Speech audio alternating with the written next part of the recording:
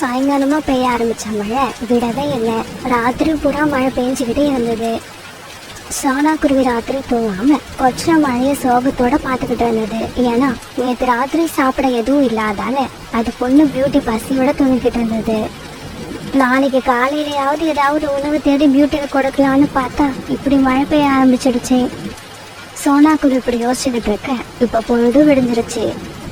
பொழுது விடிஞ்ச உடனே தூங்கிட்டு இருந்த பியூட்டி எழுந்திரிச்சு உட்கார்ந்தது. அம்மா, ராத்திரி நான் தூங்கும் போது நீங்க உட்கார்ந்து இருந்த இடத்துலயே இப்பவும் உட்கார்ந்து இருக்கீங்க. அப்பன்னா ராத்திரி நீங்க தூங்கவே இல்லையா? ஆமாம் பியூட்டி, நேற்று ராத்திரியே நீ எதுவும் சாப்பிடல. இந்த நிலைமையில இப்படி மழை பெஞ்சுக்கிட்டே இருந்தா உனக்கு எப்படி உணவு எடுத்துட்டு வருவேன்னு எனக்கு குழப்பமா இருக்கு. அம்மா, கவலைப்படாதீங்க, இன்னும் கொஞ்ச நேரத்துல மழை விட்டுடும். எனக்கு என்னமோ அப்படி தெரியல. மழை பெய்யுற வேகத்தை பார்த்தா அது இன்னும் 2 நாளைக்கு விடாம பெய்யும்னு நினைக்கிறேன்.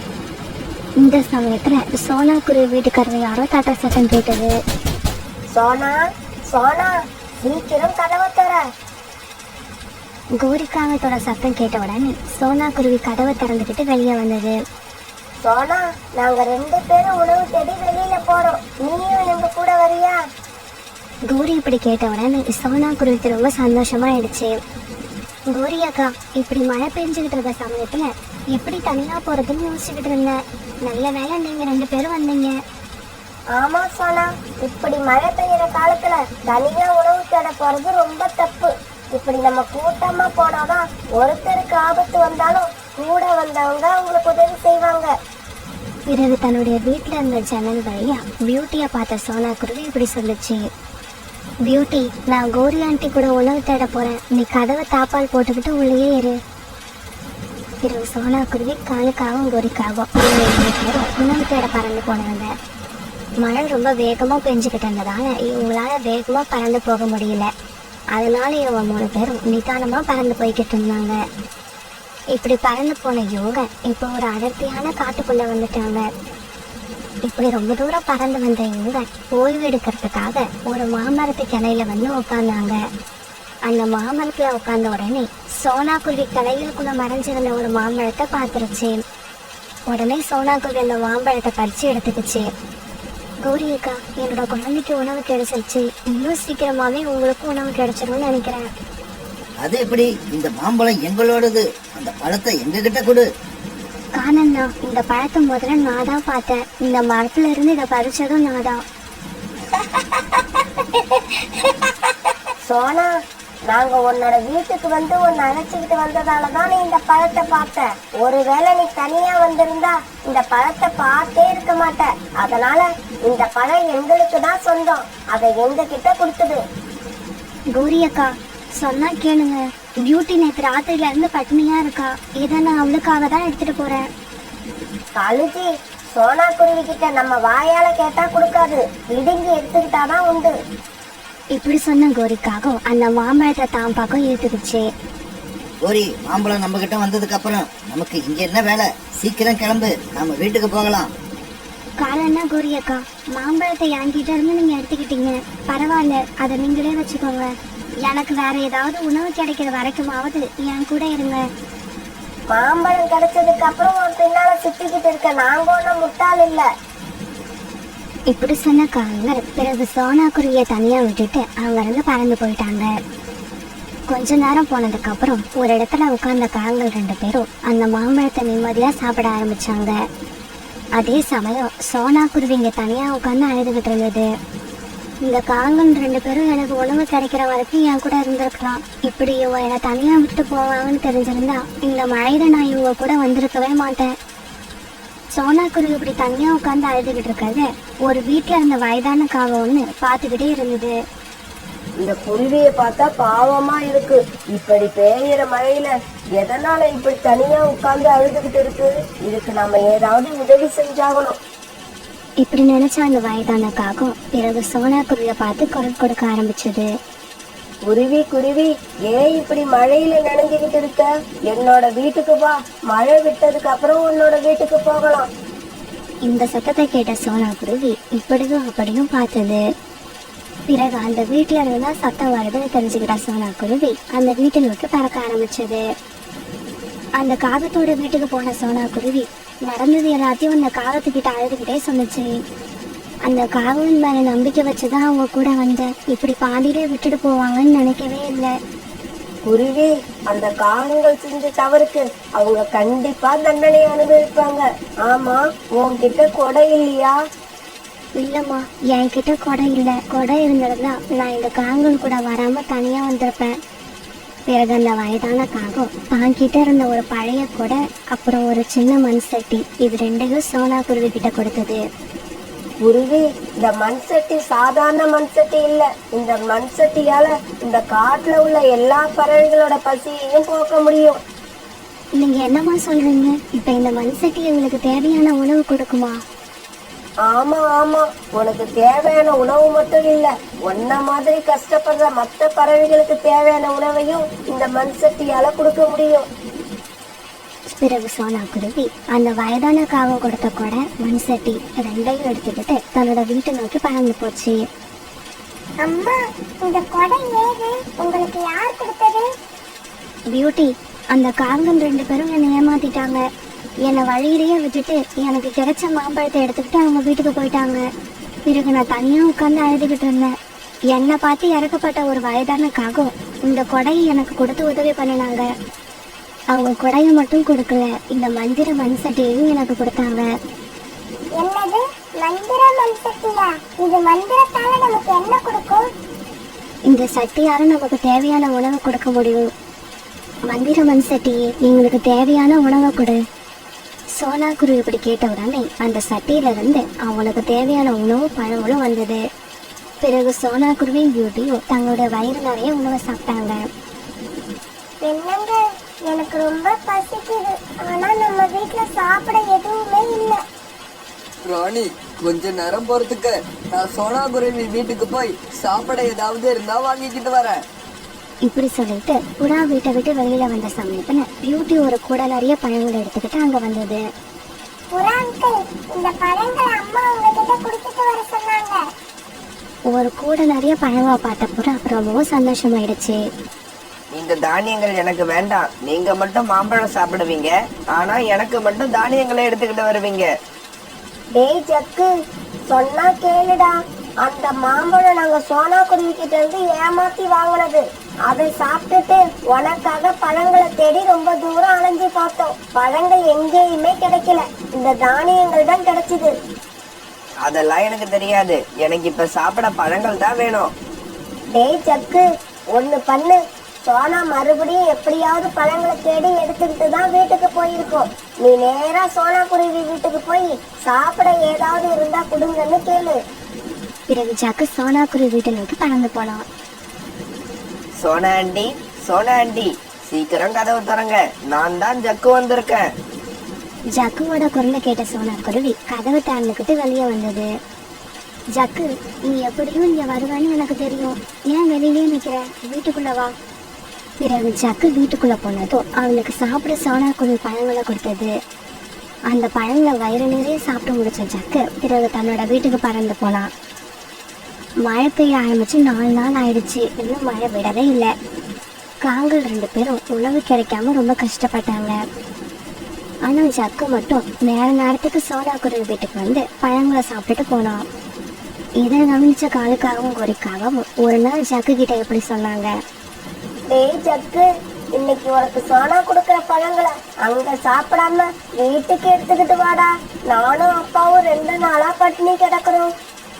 சரிம்மா, அப்படியே செய்யறேன். இப்படி சொன்ன ஜக்கு பிறகு சோனா குருவி வீட்டுக்கு பறந்து போனான். ஆண்டி, எனக்கு இன்னைக்கு கொஞ்சம் பழங்களை கூடையில வச்சு கொடுங்க. நான் வீட்டுக்கு எடுத்துக்கிட்டு போய் சாப்பிட்றேன்.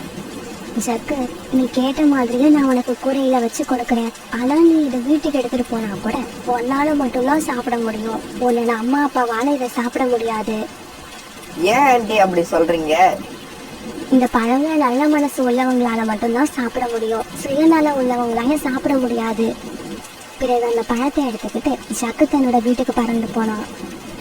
கூட நிறைய பழங்களை பார்த்த கோரிக்காகவும் காலுக்காகவும் சந்தோஷமா பழங்களை சாப்பிட வந்தாங்க. ஆனா காங்கள் கூட கிட்ட வந்த உடனே கூடையில இருந்த பழங்கள் எல்லாம் மறைஞ்சு போயிடுச்சு. காலுஜி, என்ன இது? கூடையில இருந்த பழங்கள் எல்லாம் மாயமா மறைஞ்சிருச்சு. நாம செஞ்ச பாவங்கள் எல்லாம் ஒன்னா சேர்ந்து நம்மளை இப்பதான் பழிவாங்க ஆரம்பிச்சிருக்குன்னு நினைக்கிறேன். பிறகு ஜக்கு வந்து அந்த பழங்களை சாப்பிட ஆரம்பிச்சான். அப்ப அந்த பழங்கள் மறையாம அப்படியே இருந்துச்சு. பிறகு வேற வழி இல்லாத காலுக்காகவும் கோரிக்காகவும் உணவு தேடுறதுக்காக கொச்ச மலையில பறந்து போனாங்க. அந்த காட்டுல உள்ள பறவைகள் எல்லாருக்கும் சோனா குருவி தாங்கிட்ட இருந்த பழங்களை கொடுத்து அவங்களையும் பசி இல்லாம பாத்துக்குச்சு. ஆனா சுயநலமான காங்கள் 2 பேரும் சாப்பிட எந்த உணவும் கிடைக்காம தனியா நின்று அழுதுகிட்டு இருந்தாங்க. ஒரு நாள் காலுக்காகவும் கோரிக்காகவும் தங்களுடைய வீட்டுல உட்காந்து பேசிக்கிட்டு இருந்தாங்க. அந்த சமயம் வீட்டுக்கு வெளியில பறந்து போன சோனா குருவிய கோரிக்காகம் தான் வீட்டு ஜன்னல் வழியா பார்த்தது. காலுஜி, இப்பெல்லாம் சோனா குருவியை கொஞ்சம் நல்லா கவனிச்சு பாருங்களேன். எனக்கு என்னமோ சோனா குருவிக்கு சதை போடுற மாதிரி தெரியுது. அதுவும் இல்லாம நாளுக்கு நாள் ஷைனிங் ஆகிட்டே இருக்கு. எந்த கடையில அரிசி வாங்குதுன்னே தெரியல. தெரிஞ்சா நாமளும் அதே கடையில அரிசி வாங்கலாம். கோரி, சோனா குருவி இப்படி மாறுறதுக்கு காரணம் அரிசியும் இல்ல, கோதுமையும் இல்ல. இப்பெல்லாம் சோனா தினமும் எந்த சமையல் செஞ்சாலும் அதுல நெய்ய உபயோகப்படுத்துது. சோனாவோட உடம்புல ஏற்படுற மாற்றத்துக்கு அந்த நெய் தான் காரணம். அப்படியா காலுஜி? நெய் வாங்குற அளவுக்கு சோனா குருவி கிட்ட பணம் ஏது? நெய் விலை ரொம்ப அதிகமா இருக்குமே. சோனா குருவி கடையில ஒன்னும் அந்த நெய்ய வாங்கல. சோனா குருவி போன வாரம் அவங்க அம்மா வீட்டுக்கு போய் இருந்திருக்கு. திரும்பி வர்றப்ப ஒரு பாட்டில் நிறைய நெய் எடுத்துட்டு வந்திருக்கு. காலுஜி, நீங்க என்ன பண்ணுவீங்களோ ஏது பண்ணுவீங்களோ எனக்கு தெரியாது. நீங்க எப்படியாவது நிறைய சம்பாரிச்சு எனக்கு ஒரு டப்பா நிறைய நெய் வாங்கிட்டு வாங்க. எனக்கு என்ன வேலை தெரியும்? நான் எப்படி சம்பாதிச்சு கோரிக்கு நெய் பாட்டில் வாங்க முடியும்? இந்த உண்மையை கோரி கிட்ட சொன்னா கோரிக்கு கோபம் தான் வரும். அதனால வேற ஏதாவது சொல்லி சமாளிப்போம். கோரி, உங்ககிட்ட ஒரு முக்கியமான விஷயத்த சொல்ல மறந்துட்டேன். சோனாவோட அம்மா அவங்க காட்டுல பால் வியாபாரம் பண்றாங்க. சோனா கொண்டு வந்த நெய் அவங்க அம்மாவே வீட்டுல சொந்தமா தயாரிச்ச நெய். அதனால நாம கடையில வாங்குற நெய் சோனா கொண்டு வந்த நெய் அளவுக்கு ஒரிஜினலா குவாலிட்டியா இருக்காது. காலுஜி, அப்புறம் நாம இப்ப ஒரிஜினல் நெய்க்கு என்ன பண்றது? கோரி, கொஞ்ச நாளைக்கு பொறுமையா இரு. நான் ஏதாவது ஏற்பாடு பண்ணி உனக்கு ஒரிஜினல் நெய் கொண்டு வந்து தரேன். காலுஜி, இன்னும் 10 நாள் பாப்பேன். 10 நாளுக்குள்ள நீங்க எனக்கு நெய் பாட்டில் கொண்டு வந்து கொடுக்கல, நான் கிளம்பி எங்க அம்மா வீட்டுக்கு போயிடுவேன். அப்பாடா, இன்னும் 10 நாள் நிம்மதியா இருக்கலாம். இப்படி நினைச்ச காலுக்காகவும் பிறகு வெளியில கிளம்பி போச்சு. இப்படியே சில நாட்கள் நகர்ந்துச்சு. காலுக்காகவும் அந்த நெய் பாட்டில் நினைப்பே இல்லாம தினமும் சாப்பிடுறதும் தூங்குறதுமா இருந்தது. இப்படியே கோரி காலுக்கு கொடுத்த 10 நாள் டைமும் முடிஞ்சு போயிடுச்சு.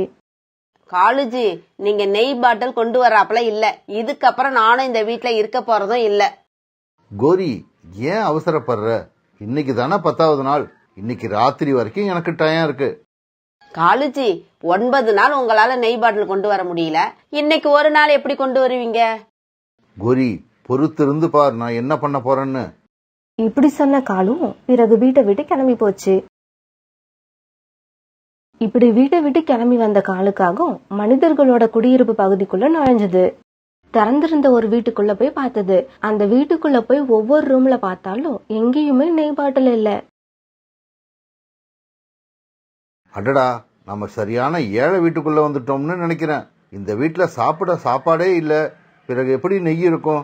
வேற ஏதாவது பணக்கார வீடா போய் பார்ப்போம். இப்படி யோசிச்ச காலுக்காகவும் பிறகு ஒரு பெரிய பணக்காரர் வீடா பார்த்து உள்ள போச்சு. காலுக்காக உள்ள போனதை பார்த்த வேலைக்காரனும் காலுக்காக பின்னாடியே ஓடினான். ஆனா அதுக்குள்ள காலுக்காக நேரா கிச்சனுக்கே போய் சேர்ந்துருச்சு. இப்படி போன காலுக்காகவும் ஃப்ரிட்ஜ் மேல இருந்த நெய் பாட்டிலையும் பார்த்துருச்சு. பிறகு நெய் பாட்டில தூக்குறதுக்காக ஃப்ரிட்ஜ் பக்கம் காலுக்காகம் போறப்ப வேலைக்காரன் விட்டு எறிஞ்ச கல்லு ஒண்ணு நேரா வந்து காலுக்காக மண்டையில பட்டுடுச்சு. இப்படி அடிபட்டதால நெய் பாட்டில் எடுக்கிற ஐடியாவை கைவிட்ட காலுக்காகவும் தப்பிச்சோம் பிழைச்சோன்னு உடனே மறுபடியும் தன்னோட வீட்டை நோக்கி பறந்து வந்தது. கோரி, கோரி, இங்க பாரு. உன்னோட நெய் பாட்டில் ஆசையால என் தலையில எவ்வளவு பெரிய காயத்தை பாரு. அதுல இருந்து இன்னும் ரத்தம் வேற வந்துகிட்டு இருக்கு. காலுஜி, ஏன் இப்படி கத்துறீங்க? உங்க தலையில எப்படி இந்த காயம் வந்தது? முதல்ல என்ன நடந்துச்சுன்னு தெளிவா விளக்கமா சொல்லுங்க. கோரி, உனக்கு நெய் பாட்டில் எடுக்கிறதுக்காக மனுஷங்க வாழும் குடியிருப்பு பக்கம் போனேன். அப்படி போன நான் ஒரு வீட்டு கிச்சனுக்குள்ள போய் நெய் பாட்டிலையும் பார்த்துட்டேன். எடுக்க போற சமயத்துல அந்த வீட்டு வேலைக்காரன் கல்லை விட்டு எரிஞ்சு என் மண்டைய உடைச்சிட்டான். காலுஜி, மண்டை உடைஞ்சது இருக்கட்டும், நெய் பாட்டில் எங்க? அதை எடுத்துக்கிட்டு வந்துட்டீங்கல்ல? கோரி, நீ என்ன நெய் பாட்டில் மேலேயே குறியா இருக்க? என் தலை உடைஞ்சதை பத்தி உனக்கு கொஞ்சம் கூட கவலை இல்லையா? நான் இன்னும் கொஞ்ச நேரம் அந்த வீட்டுக்குள்ள இருந்திருந்தேன், அந்த வேலைக்காரன் என்ன கொன்னே போட்டிருப்பான். சோ அப்பனா உங்களால நெய் பாட்டில் கொண்டு வர முடியல, இதுக்கு அப்புறமும் கொண்டு வர முடியாது, அதுதானே உண்மை? அதை தானே சொல்ல வரீங்க? கோரி, இப்பவும் ஒன்னும் கெட்டு போகல. எனக்கு இன்னும் 5 நாள் டைம் கொடு. நெய் பாட்டில நான் எப்படியாவது எடுத்துக்கிட்டு வந்துடுறேன். காலுஜி, நீங்க நெய் பாட்டில் எடுத்துக்கிட்டு வந்தது எல்லாம் போதும். இதுக்கு அப்புறமாவது என்னோட யோசனையை கேளுங்க. என் பேச்ச கேட்டீங்கன்னா நெய் பாட்டில நாளைக்கே எடுத்துட்டு வரலாம். சரி கோரி, நான் உன் வழிக்கே வரேன். என்ன செய்யணும் சொல்லு. காலுஜி, நீங்க இத்தனை நாள் நெய் பாட்டில் இருக்கிற இடத்த விட்டுட்டு இல்லாத இடங்கள்ல எல்லாம் தேடி தேடி அலைஞ்சுக்கிட்டு இருந்தீங்க. அதனால என்ன பண்றோம், இன்னைக்கு ராத்திரி சோனா குருவி வீட்டுக்கு போய் அங்க உள்ள நெய் பாட்டில திருடிட்டு வந்துடுறோம். கோரி, நீ ரொம்ப ஆசைப்படுறீன்னு இதுக்கு நான் ஒத்துக்கிறேன். இல்லைன்னா சோனா குருவி வீட்டில் நான் திருடவே மாட்டேன். ஏன்னா அது ரொம்ப நல்ல குருவி, எல்லாருக்கும் உதவி செய்யும். காலுவும் கோரியும் தங்களோட வீட்டுல சோனாவை பத்தி இப்படி பேசிக்கிட்டு இருக்க, சோனா இங்க தான் பையன் குக்குவுக்காக மைசூர் பாக்கு செய்ய ரெடி ஆகிட்டு இருந்தது. அம்மா, இந்த நெய் மைசூர் பாக் செய்ய நீங்க எங்க கத்துக்கிட்டீங்க?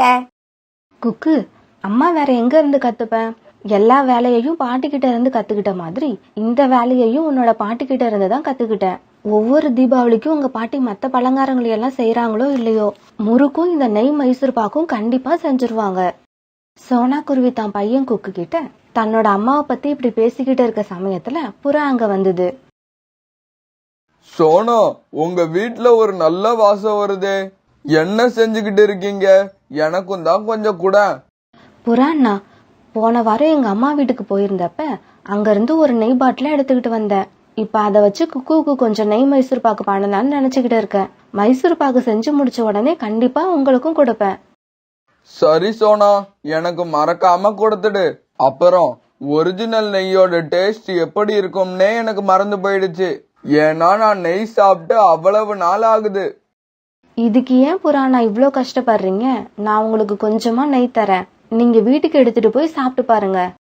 இப்படி சொன்ன சோனா குருவி பிறகு ஒரு சின்ன கிண்ணத்துல நெய் எடுத்து புறாவுக்கு கொடுத்தது. அத வாங்கிட்ட புறா ரொம்ப சந்தோஷமா பறந்து தன்னோட வீட்டுக்கு போச்சு. ராணி, இந்த கிண்ணத்துல இருக்கிறது ஒரிஜினல் நெய். எனக்கு இத சோனா குருவி கொடுத்துச்சு.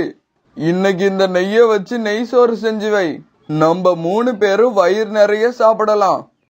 கண்டிப்பா செஞ்சு வச்சிடுறேங்க. அப்புறம் நாம நெய் சோறு செஞ்சு சாப்பிட்டு ரொம்ப நாள் ஆகுது. இந்த சமயத்துல புறா வீட்டுக்கு வந்த ரீட்டா கிளி இவங்க 2 பேரும் பேசினது எல்லாத்தையும் காதுல வாங்கிட்டு வந்துச்சு. புறா, நீங்க இந்த ஒரிஜினல் நெய் எந்த கடையில வாங்குனீங்கன்னு எனக்கும் கொஞ்சம் சொல்றது. அப்பதானே நானும் நெய் சோறு செஞ்சு சாப்பிட முடியும். ரீட்டா, இந்த நெய்ய நாங்க எந்த கடையிலயும் வாங்கல. சோனா குருவி வச்சிருந்ததுல எங்களுக்கு கொஞ்சம் கொடுத்தது. என்னது, சோனா குருவி வீட்டுல நெய் இருக்கா? இதோ நான் இப்பவே போய் வாங்கிக்கிறேன். யாரு கேட்டாலும் சோனா குருவி எதையுமே இல்லன்னு சொல்லாது. இப்படி சொன்ன ரீட்டா கிளி பிறகு சோனா குருவி வீட்டுக்கு பறந்து போச்சு. சோனா, தயவு செய்து இல்லன்னு சொல்லாம எனக்கும் கொஞ்சம் நெய் கொடுத்துடு. ஒரிஜினல் நெய்யில கோதுமை அல்வா செஞ்சு சாப்பிடணும்னு எனக்கு ரொம்ப நாளா ஆசை. ரீட்டா, உனக்கு நெய் கண்டிப்பா கிடைக்கும், அதை நினைச்சு கவலையே படாத. இப்படி சொன்ன சோனா குருவி பிறகு ஒரு சின்ன கிண்ணத்துல நெய்ய ஊத்தி ரீட்டா கிளி கிட்ட கொடுத்தது. பிறகு அந்த நெய் கிண்ணத்தை எடுத்துக்கிட்டு சந்தோஷமா தன்னோட வீட்டுக்கு பறந்து போச்சு. அம்மா, சீக்கிரமா மைசூர் பாக் செய்ய ஆரம்பிங்க. நீங்க வர்றவங்களுக்கெல்லாம் நெய்ய வாரி வாரி கொடுக்கறத பார்த்தா கடைசியா மைசூர் பாக் செய்யவே நெய் இருக்காது போல இருக்கு. கொக்கு, நீ சொல்றதும் சரிதான். இதோ நான் இப்பவே மைசூர் பாக் செய்ய ஆரம்பிச்சிடுறேன். நீ ஒரு நிமிஷம் வீட்லயே இருந்து இந்த பொருட்களை எல்லாம் பத்திரமா பாத்துக்க. நான் கடைக்கு போய் முந்திரி பருப்பும் பாதாமும் வாங்கிட்டு வந்துடுறேன்.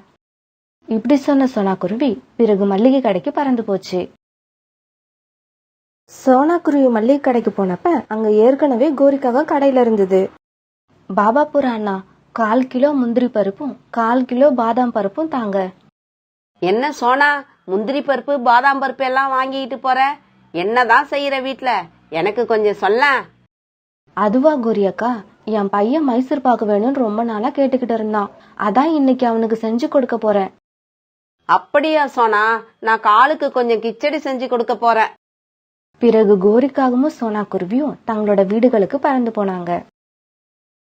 காலுஜி, நான் இப்பதான் சோனா குருவிய பாபாபுராவோட மளிகை கடையில பார்த்தேன். மைசூர் பாக்கு செய்ய முந்திரி பருப்பும் பாதாம் பருப்பும் வாங்கிட்டு போகுது. எனக்கு என்னவோ நீங்க ராத்திரி போய் அந்த நெய் பாட்டில திருடுறதுக்குள்ள இருக்கிற நெய்யெல்லாம் அது ஸ்வீட் செஞ்சே காலி பண்ணிடும் போல இருக்கு. கோரி, இருட்டினத்துக்கு அப்புறம் தானே போய் திருட முடியும். இப்ப இந்த பகல்ல போய் என்ன பண்றது? சோனா குருவி இப்ப மைசூர் பாக்கு தயார் பண்ணி முடிச்சிருச்சு. பிறகு தான் செஞ்ச மைசூர் பாக்குல ஒன்னு எடுத்து குக்குவுக்கு சாப்பிட கொடுத்தது. குக்கு, சீக்கிரம் சாப்பிட்டு சொல்லுங்க, அம்மா செஞ்ச மைசூர் பாக்கு எப்படி இருக்குன்னு. பிறகு குக்கு அந்த மைசூர் பாக்க சாப்பிட்டு பார்த்தது. அம்மா, மைசூர் பாக் பாட்டி செய்யறத விட சூப்பரா இருக்கு. பிறகு ஒரு மைசூர் பாக்கு எடுத்து சோனா குருவியும் சாப்பிட்டு பார்த்தது. அன்னைக்கு சாயங்காலம் ஆச்சு. கோரியும் காலும் தன்னோட வீட்டுல இந்த மாதிரி பேசிக்கிட்டு இருந்தாங்க. காலுஜி, ராத்திரி ஆக போகுது, வாங்க நாம 2 பேரும் சோனா குருவியோட வீட்டுக்கு போவோம். கோரி, நீயுமா என் கூட சோனா குருவி வீட்டுக்கு வர? எனக்கு உங்க மேல நம்பிக்கை இல்ல. நெய் பாட்டில் நினைச்சு விளக்கெண்ணெய் பாட்டில கூட நீங்க எடுத்துட்டு வந்துருவீங்க. அதனால நானும் உங்க கூட வர்றதா முடிவு பண்ணிட்டேன். பிறகு ராத்திரி ஆச்சு. காலுக்காகவும் கோரிக்காகவும் நெய் டப்பாவை எடுக்கிறதுக்காக சோனா குருவி வீட்டுக்கு பறந்து போனாங்க. காலுஜி, நான் எல்லா ரூம்லயும் பாத்துட்டேன், எந்த ரூம்லயும் நெய் பாட்டில் இல்ல. கோரி, ஒருவேளை சோனா குருவி எல்லா நெய்யையும் சாப்பிட்டு காலி பண்ணி இருக்குமோ? காலுஜி, நீங்க இங்க வர்றதுக்கு ரொம்ப லேட் பண்ணிட்டீங்க, அதனாலதான் இப்படி ஆயிடுச்சு. இவங்க 2 பேரும் இப்படி பேசிக்கிட்டு இருக்க சத்தம் கேட்டு சோனா குருவியும் தூக்கத்துல இருந்து எழுந்திருச்சுச்சு. காலன்னா, கோரியக்கா, நீங்க 2 பேரும் நெய் டப்பாவை எடுக்க இங்க வருவீங்கன்னு எனக்கு நல்லாவே தெரியும். அதனால்தான் நீங்க வரதுக்கு முன்னாடியே நெய் டப்பாவை நான் பூரா காலி பண்ணிட்டேன். சோனா, எனக்கு உங்க வீட்டுல வந்து திருடணுங்கிற எண்ணமே கிடையாது. கோரியோட பேச்ச கேட்டுக்கிட்டு தான் நானே இங்க வந்தேன். என்னது, என் பேச்சை கேட்டு இங்க வந்தீங்களா? சோனா, நெய் டப்பா உங்க வீட்டுல இருக்கிறதே எனக்கு தெரியாது. காலுஜி சொல்லிதான் உங்க வீட்டுல நெய் டப்பா இருக்கிறது எனக்கு தெரியும். கோரி, நானாவா வந்து உங்ககிட்ட சோனா குருவி வீட்டுல நெய் டப்பா இருக்குன்னு சொன்னேன்? நீ சோனா குருவி வர வர குண்டாயிக்கிட்டு இருக்கு, ஷைனிங் ஆகிட்டு இருக்குன்னு சொன்னதுனால தானே சொன்னேன். காலன்னா, கோரியக்கா, தயவு செய்து நீங்க 2 பேரும் சண்டை போறத முதல்ல நிறுத்துங்க. நான் இப்ப உங்க 2 பேருக்கும் அந்த நெய்ல செஞ்ச மைசூர் பாக்க எடுத்துட்டு வரேன். இப்படி சொல்லிட்டு வீட்டுக்குள்ள போன சோனா குருவி ஒரு தட்டுல மைசூர் பாக்கு வச்சு எடுத்துட்டு வந்தது. இந்தாங்க, இந்த மைசூர் பாக்கு எல்லாம் உங்களுக்கு தான். இத வீட்டுல எடுத்துட்டு போய் வச்சு பொறுமையா சாப்பிடுங்க. சோனா குருவி இப்படி மைசூர் பாக்கு கொண்டு வந்து கொடுத்ததும் கோரிக்காகத்துக்கு ரொம்பவும் வெக்கம் ஆயிடுச்சு. கோரியால வாயை திறந்து எதுவுமே சொல்ல முடியல. பாத்தியா கோரி, சோனா தங்கச்சி எவ்வளவு நல்ல குருவின்னு. நாம் அது வீட்டுக்கு நெய் டப்பாவை திருட வந்தோன்னு தெரிஞ்சதுக்கு அப்புறமும் அது செஞ்ச மைசூர் பாக்க நமக்கு வந்து கொடுக்குது பாரு. சோனா, என்ன மன்னிச்சிடு. எனக்கு நெய் சாப்பிடணும் போல ரொம்பவும் ஆசையா இருந்தது. அந்த ஆசையில தான் நான் வெக்கத்தெல்லாம் மறந்துட்டு இங்க திருட வந்துட்டேன். பிறகு சோனா குருவி அவங்க 2 பேரையும் மன்னிச்சு அந்த மைசூர் பாக்க அவங்க கிட்டயே கொடுத்து அனுப்புச்சு. பிறகு இந்த மைசூர் பாக்க எடுத்துக்கிட்டு காலுக்காகவும் கோரிக்காகவும் தங்களோட வீட்டுக்கு பறந்து போனாங்க. இந்த கோரியக்காவை என்னதான் செஞ்சாலும் மாத்தவே முடியாது. அவங்க அப்படியே தான் இருப்பாங்க. என்ன செய்யறது, பழகியாச்சு. நாம தான் விட்டு கொடுத்து போய் ஆகணும். இப்படி நினைச்ச சோனா குருவி பிறகு தன்னோட கூட்டுல வந்து படுத்து நிம்மதியா தூங்குச்சு.